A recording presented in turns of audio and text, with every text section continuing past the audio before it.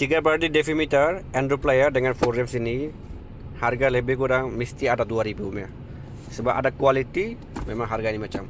Tapi kita ada buat promosi kasih kurban. Raya kurban, harga pun kasih kurban. Ini MS series-nya Android player sudah pasang Saga VVT tahun 2024 dah. Dia boleh pakai balik original kamera. Ini nampak original kamera pakai balik, memang cantik. Lepas tu inilah 3 body. Nampak 3 body? Ini 4 rem sekali, kiri kanan sudah pasang. Sudah pasang promosi untuk raya kurban, harga kurban. Boleh datang GT Shalom Car Series. Promosi bulan ini 1 hari bulan 6 sudah start. Sudah start. Barang tak banyak stok. Siapa cepat dia dapat lah.